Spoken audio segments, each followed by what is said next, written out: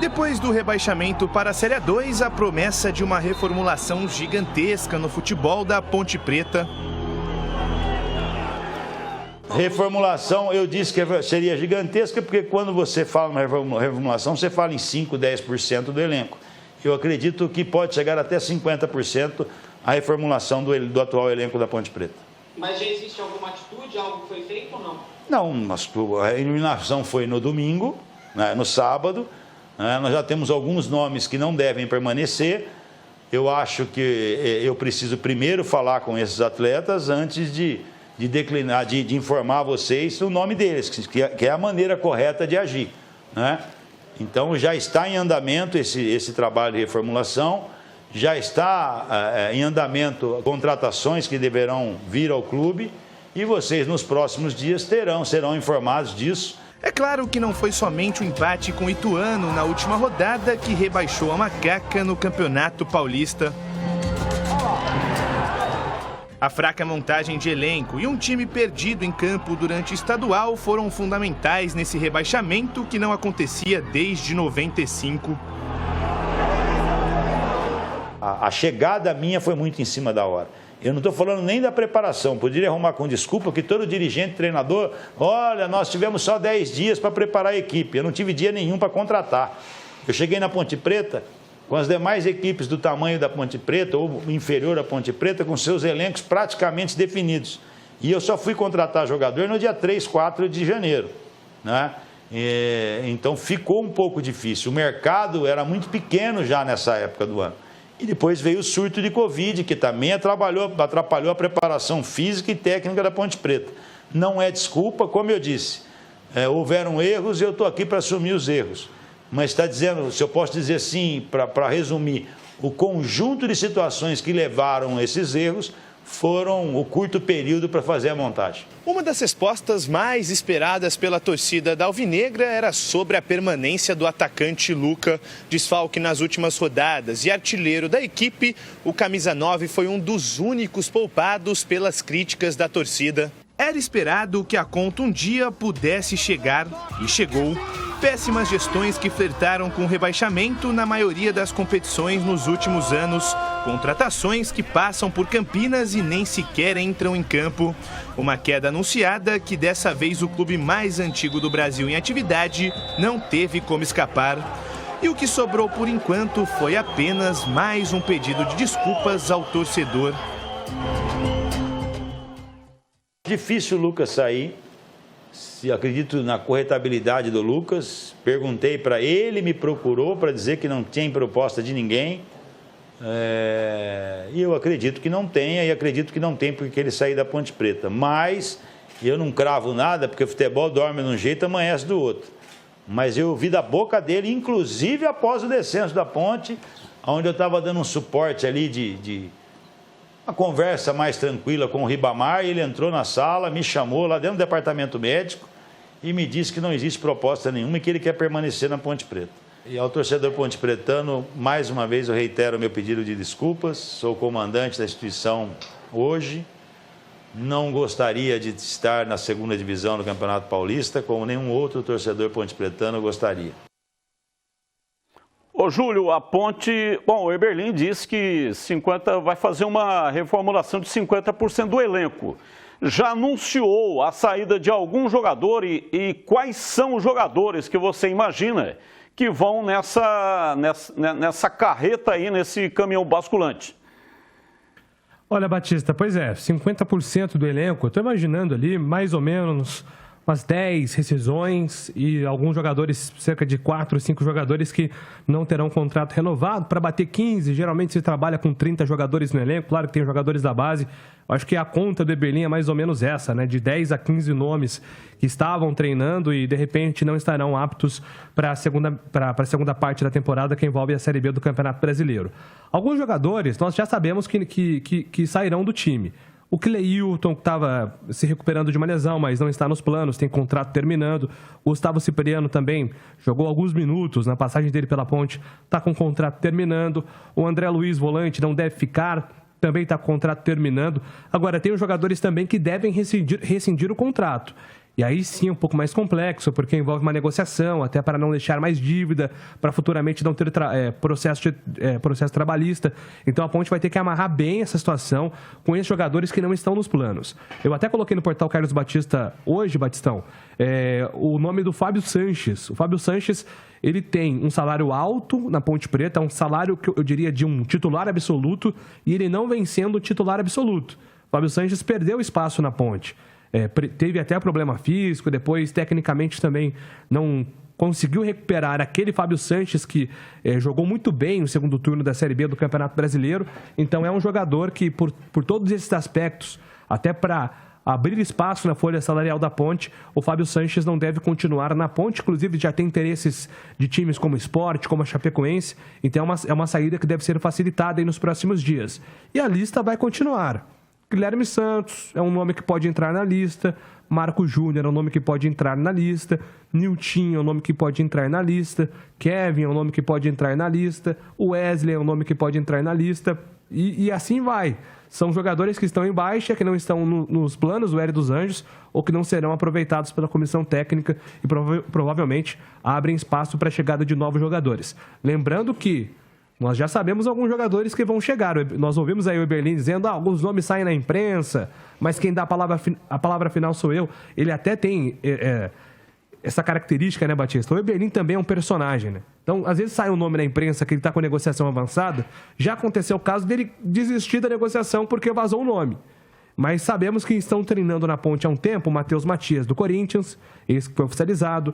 O Fabinho Xavier, que estava lá no Metalist da Ucrânia, também está treinando. O Bismarck, que estava na Arábia Saudita, deve chegar. Então são alguns nomes aí que serão incluídos também no elenco da Ponte Preta nos próximos dias. Você tem uma resposta aqui, foi uma pergunta que fiz para ele, sobre essa coisa de preparo físico. Realmente a Ponte sofreu muito com preparação física no campeonato.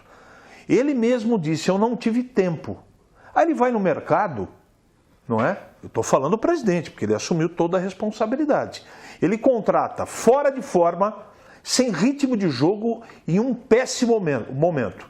Ele contrata Dedé, ele contrata Wesley, Matheus Jesus, Guilherme Santos, como é que chama o centroavante, Gleger? Por favor, me ajude. O Ribamar, o Fabrício, todos jogadores que dependiam de um tempo grande para entrar em forma. Então eu fiquei sem entender. Você sabe que você não tem tempo. Aí você vai para o mercado contratar e só contrata jogador. Ex-jogador, cara machucado, fora de forma, em péssimo momento técnico. Então eu fiz essa pergunta, ele respondeu, defendeu alguns, concordou com outros, mas o cerne da pergunta era esse. Se você não tinha tempo, por que não contratou jogadores prontos para jogar? E aí não dá para você cobrar da preparação física. Né? Ninguém faz milagre, galera. Porque esse desequilíbrio físico acaba prejudicando.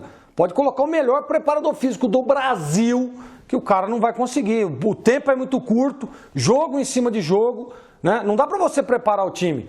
Porque quando você joga meio de semana, final de semana, você tem que descansar os caras. A hora que você vê já está na véspera do jogo, então é difícil. Realmente é muito complicada essa situação.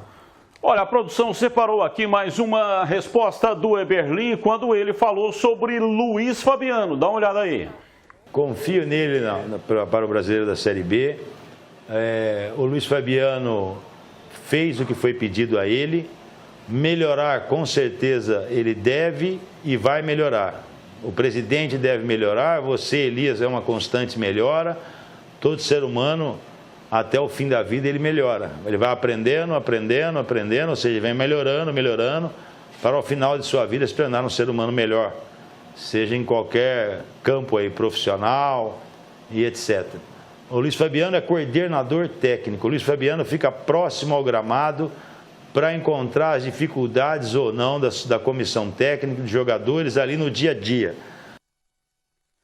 Ele falou também sobre a auditoria independente na Ponte Preta. Quanto à auditoria independente, ela está em andamento o processo de contratação.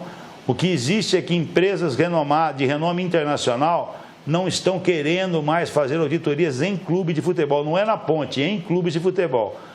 Encontramos uma ou duas que agora estão acenando com a possibilidade de fazer, mas é meu pensamento até o final desse primeiro semestre entregar ao Conselho Deliberativo da Ponte, ao associado, aquele que tem direito, um raio-x de como se encontra financeiramente o endividamento do clube, para que todos saibam de forma cristalina o que acontece dentro da Ponte Preta. Não estou aqui, como eu falei, não é caça-bruxas, não são caça-bruxas, eu quero mostrar o tamanho da dívida, porque só assim você pode trazer outros tipos de investidores e até mesmo preparar a Ponte Preta para uma SAF ou para profissionalizar, para um clube empresa, porque o primeiro passo, se você adiantar isso para um possível investidor, fica muito mais fácil uma parceria.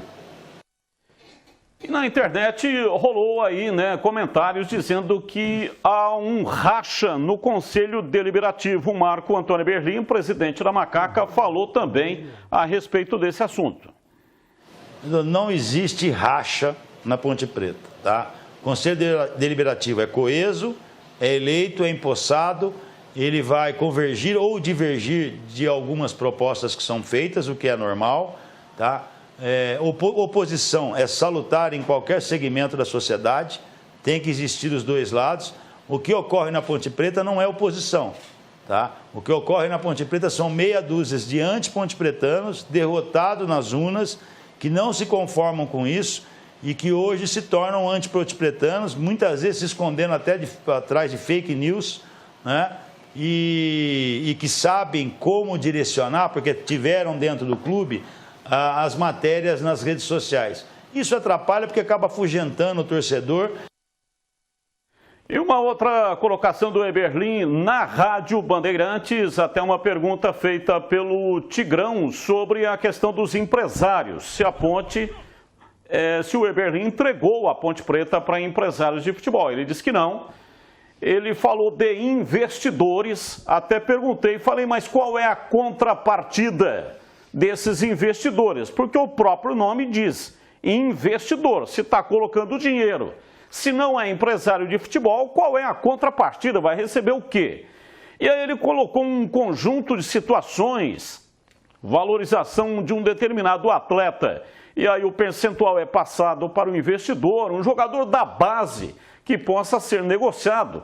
Ou seja, o clube tem condição de remunerar. Até, se você for olhar o mercado financeiro, o futebol tem condição de pagar muito melhor do que paga o mercado financeiro, talvez seja isso. E seja esse o motivo pelos quais esses investidores, empresários que não são do ramo do futebol e que estão colocando dinheiro na Ponte Preta, foi o que disse o Eberlin. Eu também fiz essa pergunta um pouco antes dessa, depois você reforçou de uma outra maneira, falando da contrapartida, que é importantíssima, né? Ninguém coloca dinheiro sem contrapartida, e ele não respondeu, né, utilizando a história do acordo confidencial das partes. Terminou a entrevista e eu fiquei sem entender como é que a Ponte vai montar um novo time e vai pagar suas contas até o final do Campeonato Brasileiro. Ele não foi claro, ele não está respondendo para o Carlos Henrique, é para a comunidade ponte-pretana, para o nosso telespectador, o nosso ouvinte. Tomara que ele tenha o plano B. Mas ele garantiu de que as contas serão pagas todas, Falou. Já tem o recurso para isso até dezembro. Falou isso também. Portanto, garantiu que não haverá mais atraso de salário na Ponte, nem para funcionário, nem para coisa, só se me permite, Carlos. Outra coisa que é fato é que veio até aqui, ele prometeu que seria resolvido o problema financeiro e resolveu. O time foi para a segunda divisão, mas ele pagou em dia. Tava tudo Pelo menos essa é a informação. E a questão é a seguinte, né, Batista? Tudo bem, ele já tinha um planejamento financeiro, provavelmente feito lá em janeiro. E agora o Júlio traz a informação, e possivelmente 15 jogadores, aí 10, vamos lá, terão os seus contratos rescindidos. E se não houver um acordo? E se tiver que pagar esses caras? Né? E para contratar, e para reforçar o time? O planejamento feito não deu certo. O planejamento que ele fez aí para todo ano, as coisas deram totalmente errado. Eliminação na Copa do Brasil, rebaixamento no Paulistão. E agora vem a pesadíssima Série B, complicadíssima. E ele vai ter que remontar novamente o elenco. Então isso daí realmente atrapalha todo um planejamento e o organograma feito lá em janeiro. E agora, como é que vai ser feito? Vai pagar os caras? Né? Então é difícil, não é fácil não.